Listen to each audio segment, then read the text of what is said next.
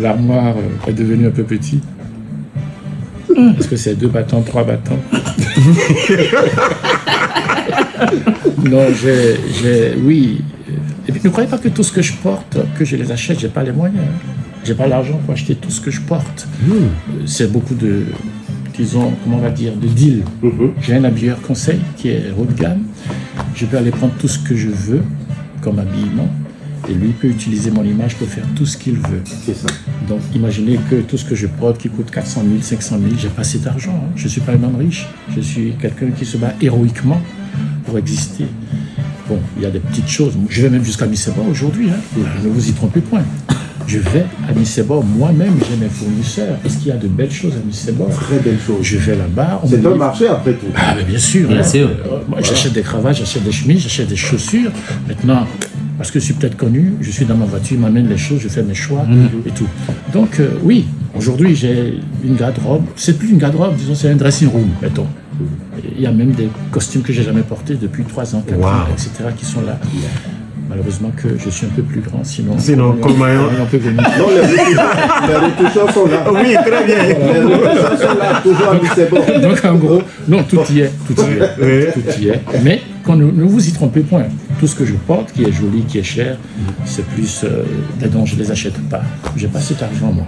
Allez, on va s'offrir, ou plutôt se réoffrir pour, que mes objectifs à moi deviennent réalité. D'abord, il faut que les objectifs soient clairs dans votre tête, jeune homme.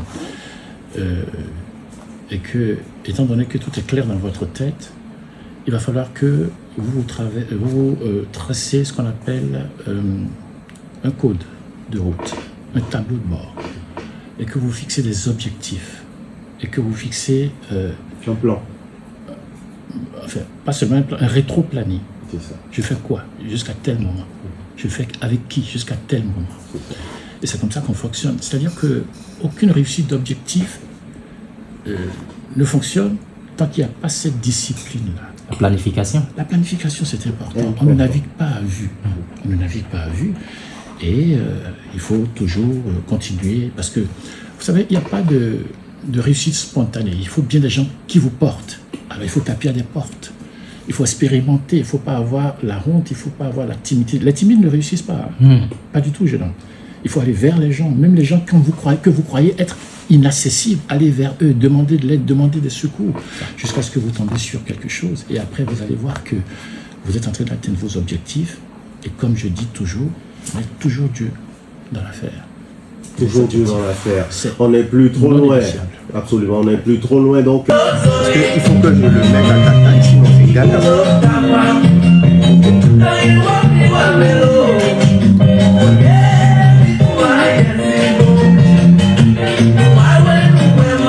Ah, c'est l'autre possibilité de remonter. Là, c'est le bâtiment. C'est ce que je vais faire.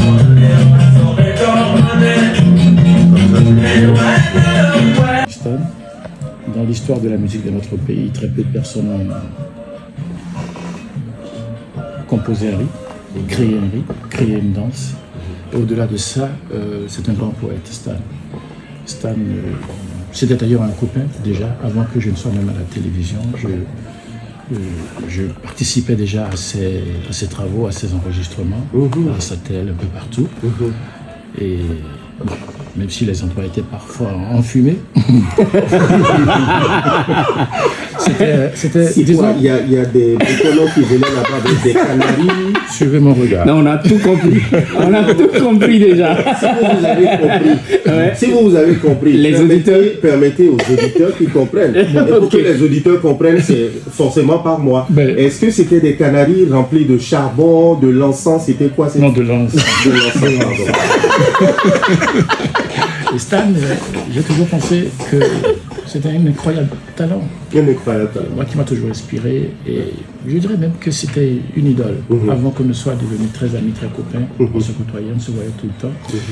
Et à mes débuts à la télévision, à partir de 1991, je pense que ça a été quelqu'un qui m'a inspiré, accompagné. Il était partout avec moi et je vaux pour lui une admiration énorme. Allez, à quoi Matizo Stanton, année 1900, lointain là-bas.